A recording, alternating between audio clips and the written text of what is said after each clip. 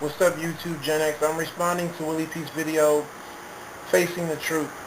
Um, he brought up the question, why are we still having this conversation about incompatible groups within the black community? The people that are stuck on that sort of hood mentality, not so much people who may be living in that environment, but the people that embody all the negative bullshit. Why do we constantly have this sort of uh, argument or discussion on how we have to stick together, yada, yada, yada, when it's clear that you have cultural differences?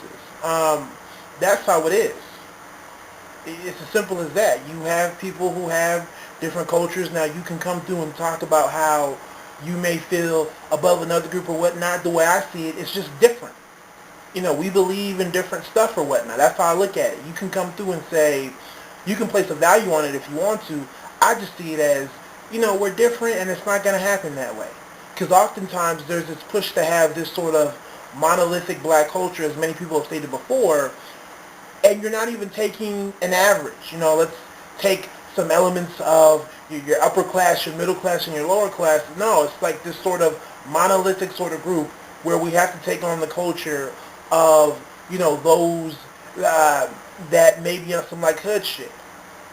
Once again, I'm not saying that, people living in lower income communities, environments are that way. No, I've met people who do not show some of those cultural norms, but at the end of the day, that seems to be the prevailing culture that we're supposed to adopt. That sort of at the bottom reactionary culture that we see in the media in terms of the black community. I feel like we're still having this conversation for three reasons. I thought I had a fourth one, but I can't remember it. I don't have anything written down.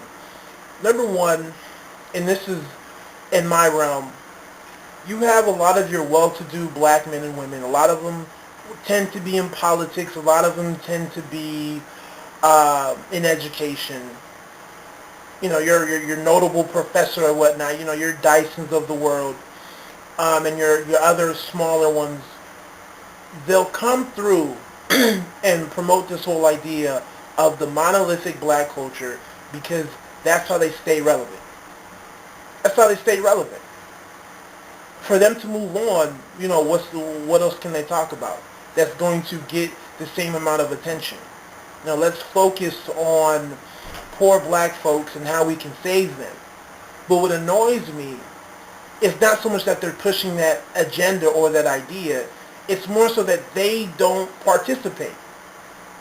Look at your black PhDs or your other prominent black people that are on some like, the black community needs to stick together, yada, yada, yada. And ask yourself, where do they live? Who do they associate with? What schools do their kids go to? It's one thing to show up for a dinner or to show up, for some community event or whatnot and do some ribbon cutting. But when it's time to go home, they hop in their E-Class or their 750 and they go back to their upscale suburb life. Right? Where their kids are going to private school or upper class schools or whatnot. So they themselves aren't trying to participate. There's nothing stopping them from living in those communities. Even as what Willie P discussed, living in that sort of pseudo suburb where you're like one step out of the quote-unquote black environment, at least be there. But they're not there. Like I said, oftentimes, it's their way of staying relevant. Right? Because they know that for whatever reason, black people and the American society, we're all stuck in this sort of monolithic black culture. It's understood that within groups, you're going to have your different groups based off of income or whatnot. And then, the income will somewhat lead to different cultural norms. It's understood. So you're not expecting other groups to be monolithic. You look at the Asian community, there's poor Asians. We have poor Asians in my school district. Right? So let's not get it twisted. Every group has their share of poor people. So when it comes to this sort of monolithic sort of viewpoint, how come other groups aren't necessarily held to that same sort of standard? We all have to stick together. But for whatever reason, we like to have that in the black community. And like I said before, you have your prominent black people who like to take advantage of that, make money off of that, talk about what we need to do, buy my book, yada, yada, yada, hold people accountable. But when you look at where they live and what they're doing, they're not there. They're not there at all. So, you have that reason. They're coming through, still continuing the debate because they're trying to make money. Let's just keep it real. Buy my book, come to my symposium, or come to my lecture or whatnot. Come pay me to come be a guest speaker. And they talk about how we have to sit together, yada, yada, yada. But they themselves don't live there. Like I said before, and the sad part is, you look at your more prominent blacks and they're on that, blue vein society sort of shit, that Jack and Jill shit. Like I said, I've seen it. I got, my boy's mom, she comes from that side, in terms of how they operate. And a lot of the times they'll act like they're prominent and they're trying to be the speaker, this sort of leader, but they're not. They're not at all. So you have that. Two, you have your younger men and women that are on some hood shit. It's cool to be in the hood. It's glamorized. 106 & Park glamorizes it. It's cool. We're cool. We're in. All of a sudden, they get, let's say for the women, it's 35 plus, for the men 40 plus, and now they see how their culture environment is heavily flawed. They see that it's flawed, and now they're saying, hey, black people that have made it, what are you doing for us? And we say, yo, what are you talking about? When we try to get you to understand what you need to do, you didn't want to hear me. At 2022, when you actually had the youth and the resources to actually change your environment, affect your environment, you didn't want to do it. So that's great that you see the light at 45 or whatnot, but quite frankly, you can't do much now. You can't. You don't have the age, you don't have the time to really affect your community in the way you would need it to be affected. So you have no resources, and now you're asking pretty much the black people that got kicked out, or the black people that got labeled as sellouts or deserters, hey, what are you doing? And they forget what they were saying, in their 20s and their 30s. So oftentimes, it's a reminder. Hey, how come you guys aren't doing X, Y, and Z? And then you have to respond. You're asking me a question, and I'm responding to it. How come, we don't have black dollars coming back, or how come we don't have prominent black people? And it's kind of like, are you not looking at the younger population within this community that you were a part of? Yeah, you see the light, that's great, but that doesn't absolve you from the shit that you were doing in your 20s and your late teens or whatnot. So you have that in terms of why we still have the conversation. Number 3, you have the women, once again, that want out. It's cool. I guess this is kind of related to 2, but you have the women who find it to be cool. They're having fun. Because let's keep it real, the sort of black women are the rock and the foundation. That may work for certain lower income communities where there's not much resources to go around. But the second you get into a legit middle class and above sort of community, that doesn't happen at all. Not at all. It may happen in that world, but in the other world, it doesn't happen. It doesn't go down that way. The single mother that had a rock or whatnot that's supplemented by the government, she's a joke. She doesn't exist. Literally, she can't afford to be there. Right? But you have the women on some, oh, it's cool, we're the queens of the slums or whatnot. You get to 30, what happens? You start to see the world for what it is, especially if you get a decent job and all of a sudden now you're exposed to what other groups are doing, what other women are doing. Right? And you're tired of going out, going to the club, having dudes here and there. You want some sort of stability. The whole thrill of being the single struggling baby moms isn't as cool anymore. When just when people move on, and now all of a sudden it's just you and the kids and whatnot. Like when people just move on, okay, been there, done that.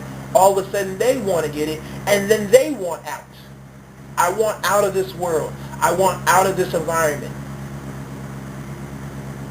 And then once again, you start to get back into the conversation. Well, how come I'm not being chosen? What's wrong with me? And that gets into what I said a long time ago about a lot of women, not even black women, not even knowing how to date up. So they're asking why I'm not getting chosen. And it's just like, sweetie, there's too many cultural differences. And when it comes to dating up, y'all don't know how to date up. You don't know how to recognize that you're trying to date up into a new culture in which you have to fit into. But once again, them asking the question of why, how come I'm not being chosen, it leads to this conversation. Because once again, that sort of viewpoint that, just because we're black we have to be together, it's annoying. You can go out, literally, you can go out and you'll see, your group of hood chicks, and I say that because you'll see, the blonde hair, the reddish hair or whatnot. Chicks, y'all not wearing braids anymore, but before it was like, the blonde braids or whatnot. But they got that Keisha Cole swag. Some of them got that Nicki Minaj swag now. And you see them, and you'll see them in venues where it's kind of like, you don't even belong here. You don't belong here. Even if I go to that sort of restaurant or bar or pub, and I'm only checking for black women, I'm still not checking for your type. Right? And then you get the women that are mad, and it's kind of like, oh, well, how come I'm not being chosen? How come you're not factoring me? Or even in the church.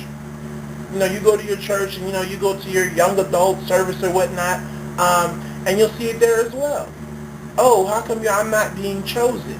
What, black women aren't good enough for you? And it's kind of like, no, not so much, but we come from two different cultures right now. So you have all those different reasons, and like I said, I had a fourth one, but I can't remember it. It always brings back the conversation. For me, I've been understanding that we're not going to have that monolithic culture. I think Gotta Be Kidding Me had a video question about that a long time ago that I responded to, almost like 2 years ago, where I responded, and I told her, I think that we're just going to, be like any other group where we have our different groups and subgroups based off of income and culture. It is what it is. And income usually predicts your culture, and it usually predicts, your values or whatnot, for the most part, in my opinion. So we're not going to have the monolithic culture, and I've been ready to move on it.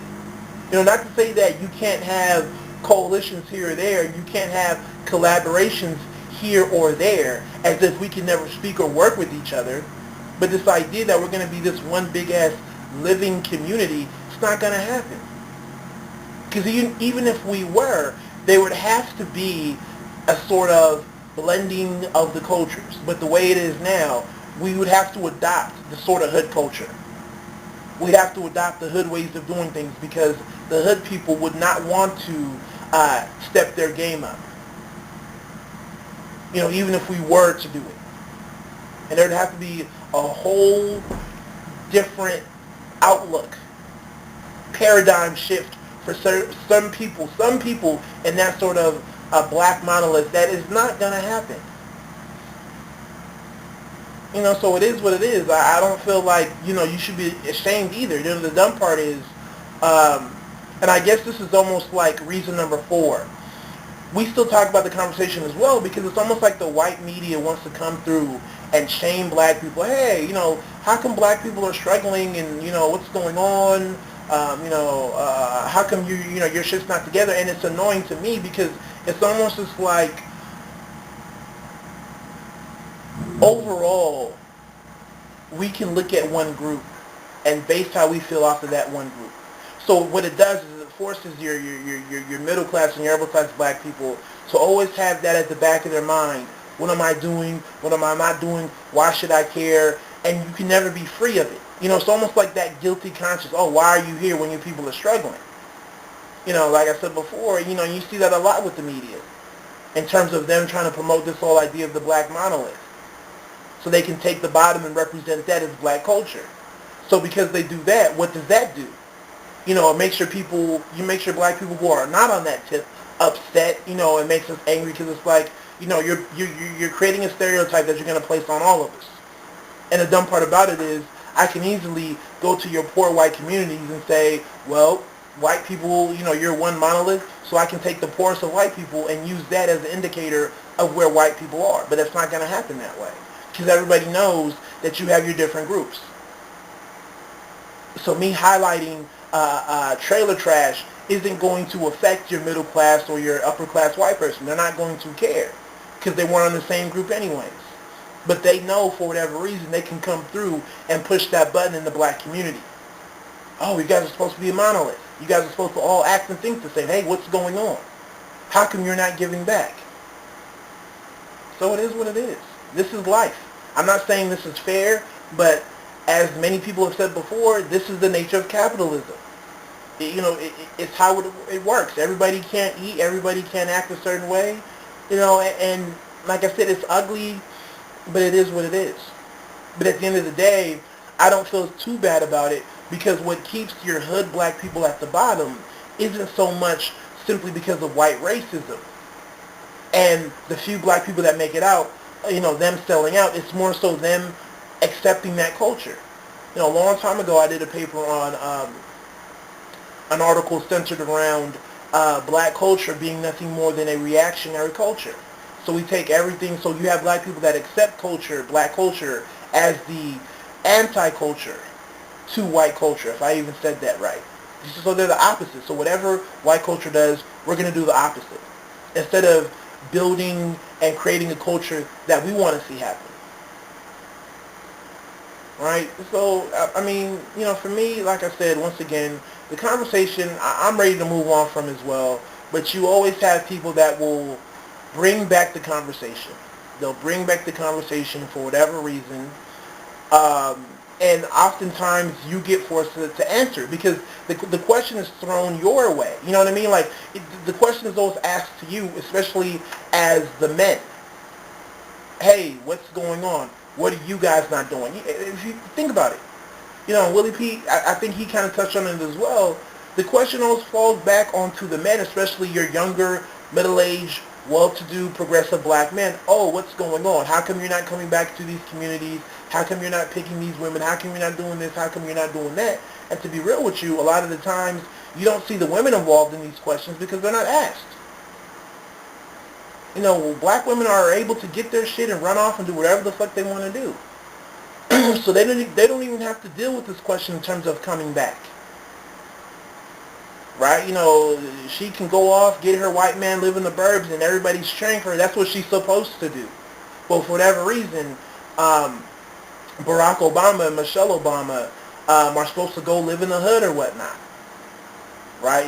Because Obama's black and he's supposed to be doing X, Y, and Z. So I don't get it. I don't get it, because you got your media that wants to shame you or whatnot. You got the black people who are struggling that want to shame you, and it's like, yo, like, what's really good right now? But anyways, it is what it is. That's my vid. Y'all take it easy. God bless. Let me add one more thing. In order for this conversation to stop, it's going to take a lot of your younger, middle-aged, progressive black men simply walking away and not responding to the question that is being asked to them. The hard part is, it's not as if people are asking you a question respectfully or professionally. Excuse me, young man, how come this isn't going on? Or how come you're not coming back to this community? Or how come you're not helping out here? And how come you're not deeming these women here fit to be wives or whatnot? It's not like you're getting that sort of question where you can respond in an email or whatnot. You're getting the sort of, y'all niggas aren't doing shit. Why? You're getting a comment question.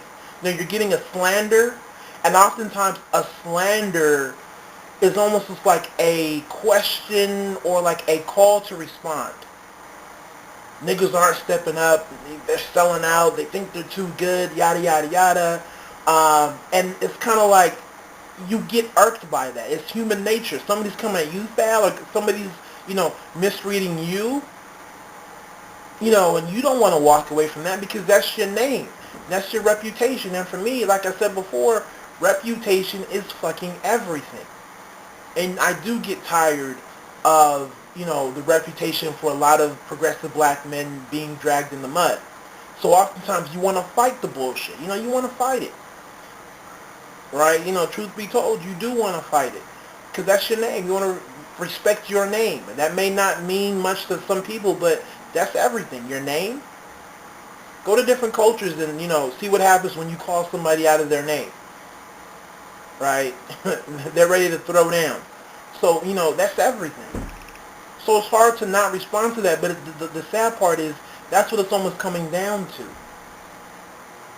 To the point where you just can't respond to slanders and to, people yelling at, and cursing you out and calling you out of your name. So anyways, I just had to add that to the pot. Take it easy. God bless.